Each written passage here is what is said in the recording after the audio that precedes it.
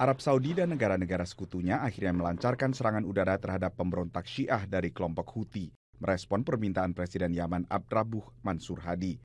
I do not recall in my reading of history of any militia that had an air force or had control over an air force. So this is a very dangerous situation and we must do everything we can. Serangan ini dikecam Iran, tetapi disambut baik sebagian warga Yaman termasuk di kota Taiz. Setelah mengkonsolidasikan kekuasaan atas ibu kota Yaman, Sana'a, kelompok Houthi terus mengejar Presiden Mansur Hadi ke Aden di selatan. Recent actions are but the latest in a series of violent actions perpetrated by the Houthis since they overran Sana'a, took over government institutions, and attempted to govern by unilateral decree.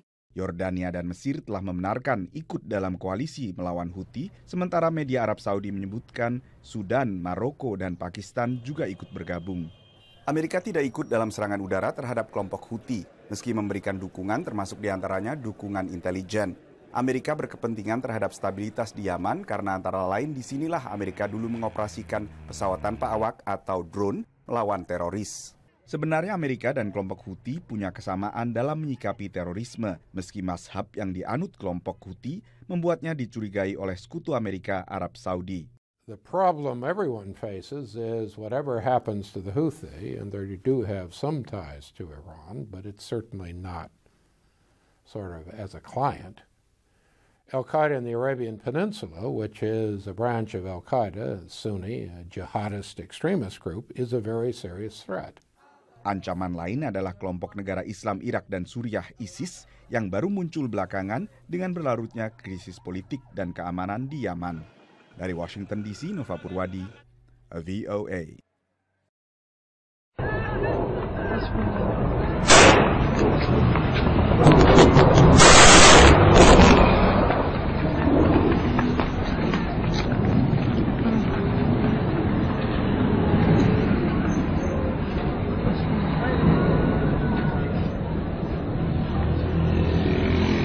ابعد يا خالد ابعد يا خالد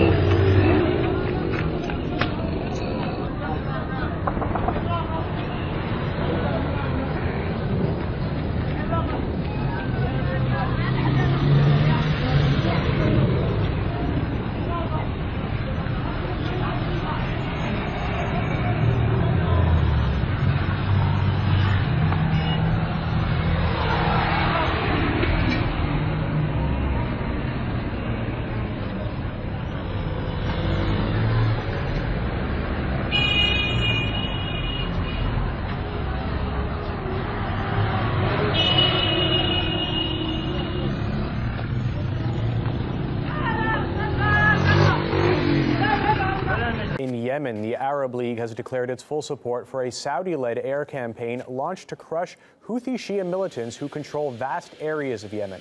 Overnight strikes reportedly killed 65 people, including several rebel leaders.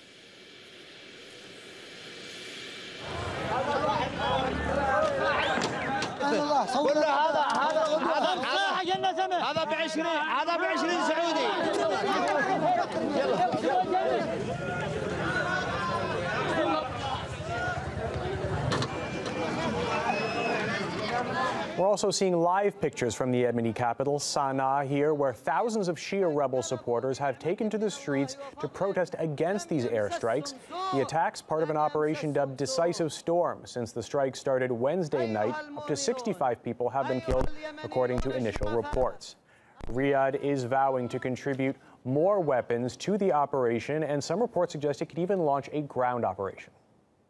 The Kingdom of Saudi Arabia launched military operations in Yemen.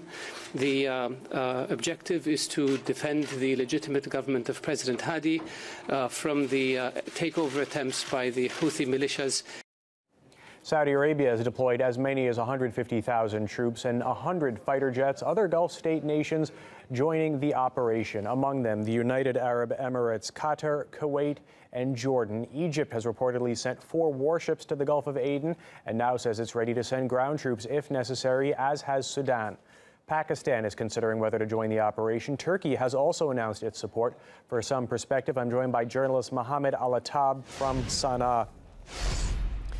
Thank you for being here with us. So what's your take on the situation on the ground in Yemen? Yes, regarding what's taking place in Yemen, it's really a growing and escalating developments with the rapid changes on the ground as the Houthis, who are supported by the military units loyal to the deposed ruler Ali Abdullah Saleh, along with the after they have already captured the Aden city, we had these kinds of regional reactions over what has taken place after the President Hadi has fled for the second time to unknown destination. So the situation in Yemen, there are many analytical reports about what's going on in Yemen, as the Houthis, when they have first made this kind of overrunning the capital Sana'a, there was no regional reactions over what has taken place, as there were also attempts to have this Yemen to have Yemen divided into different areas. It's called this kind of Sykes-Picot number 2. As Sykes-Picot number 1 has divided the Arab lands into different states: Egypt, Saudi Arabia, Yemen, Iraq, and different countries. Now there are new agendas to divide the Arab lands into different territories. But this time it will be divided. There are attempts to divide the Arab lands into sectarian regions. But what has taken place during the last 2 days, that the Houthis, supported by these army units, tried to prevent such kind of divisions. That's why these quick and strong reactions have taken place by the Saudi Arabia, which considers that this kind of move is in order to return back, to reinstate the legitimate president of the country, and also to support his position, as also an attempt to divide Yemen in the same between south and north, which has been prevented by the latest move, which has. I understand what you're saying. I just want to jump in. But so far but let me. I want to move on to another question here. Just a note to our viewers that we are looking at live video from Sana'a, where this protest by Houthi supporters is taking place. The Arab League is discussing the military action in Yemen. What do you think they will decide? Yes, the latest move, which has been taken by Saudi Arabia and also the other Gulf GCC states, when they have waged this kind of air raids in order to target military positions, and they have targeted the airports, and also they have damaged many. There were many physical casualties they have been inflicted on the Houthis and their military weaponry, and also they have targeted different air bases throughout the country.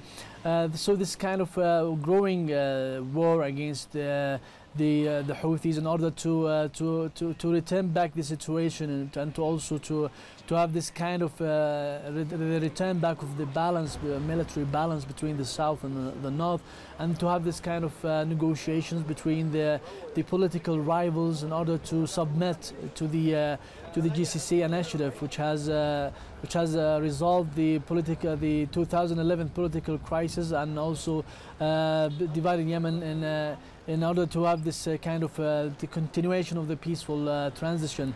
But so far, many Yemenis are expecting the situation would further escalate, especially that the Saudi Arabia, for the first time, has waged this kind of air raid supported by the GCC states and Egypt and different Arab countries.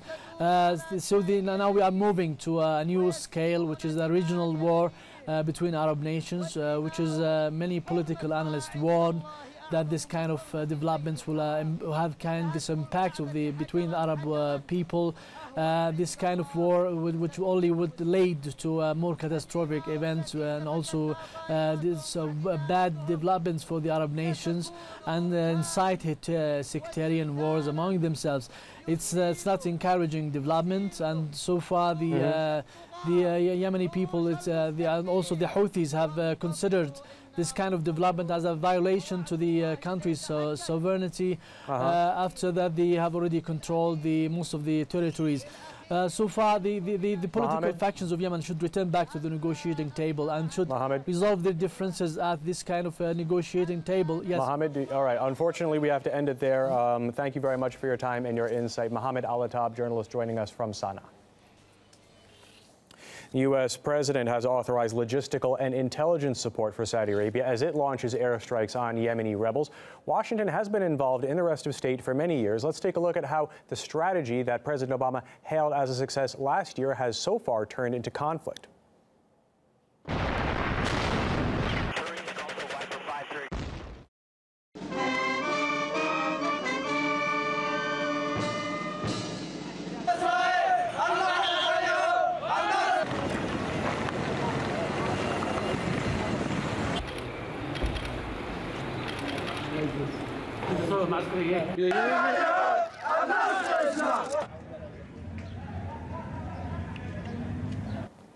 In Yemen, the U.S. is believed to have lost track of about $500 million worth of arms and equipment since 2007.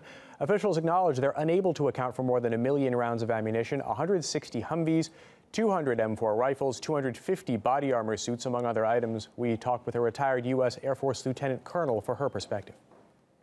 What the U.S. government is focused on is putting arms out there and creating buyers for those arms. The U.S. taxpayer subsidizes foreign weapon sales. So we're always out there. Our government is always out there looking for places to market our weapons. When you look at what we do in foreign policy as a way of creating a market for our weapons, we're actually not doing that bad. That's where we spend our money. That's where our intellectual power goes, not in solving crises which are between ethnic groups or religious groups, not in promoting good governance. That's not our expertise, and we don't spend time and money on that. We spend time and money in creating consumers for our weapons.